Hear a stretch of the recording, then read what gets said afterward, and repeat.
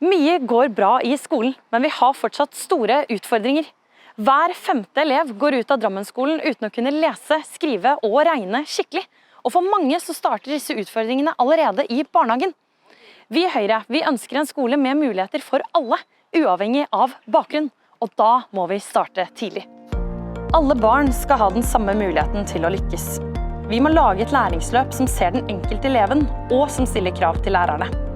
For å skape trygge og selvstendige barn og unge, må vi tenke helhetlig om barnehage og skole, og satse på lek, aktivitet og læring.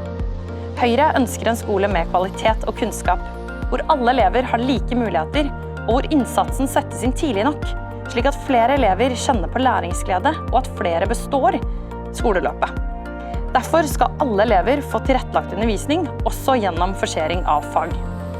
De elevene som sliter må få hjelp tidlig i skoleløpet, slik at små problemer ikke vokser seg store.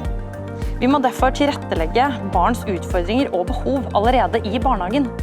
På den måten sikrer vi i større grad at ingen faller fra, og legger til rette for at alle barn opplever mestring.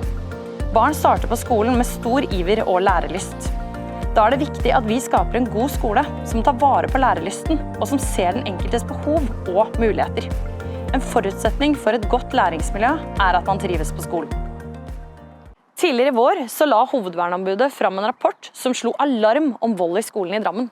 Både lærere og elever de kvier seg for å dra på skolen, og enkelte lærere føler seg helt overlatt til seg selv. Da må vi som politikere handle. For la én ting være klart, denne situasjonen er ikke akseptabel.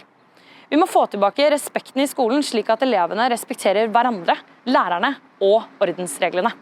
Tiden for handling er nå.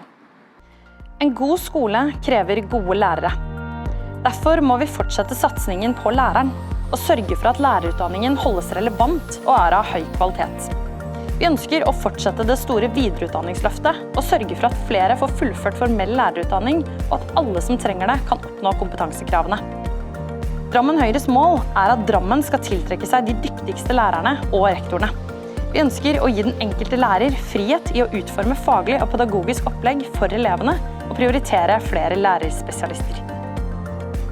Høyres mål er å tilby en skole der hvert enkelt barn oppfyller sitt fulle faglige potensial og får utvikle sine evner og anlegg for å bli et trygt, aktivt og selvstendig menneske. Vi i Høyre går til valg på å gjeninnføre Ung 11, et frivillig 11. skoleår for de som trenger det aller mest. Vi ønsker også å satse mer på tilpasset undervisning i skolen for de elevene som sliter med skolen og som ikke opplever mestring. Og samtidig så ønsker vi å styrke laget rundt elevene med flere helsesykepleiere og miljøarbeidere, så elevene lærer innenfor gode rammer. Høyres mål er å skape en skole med muligheter for alle, uavhengig av bakgrunn. Klikk deg gjerne videre for å se flere av de gode grunnene til å stemme Høyre i Drammen.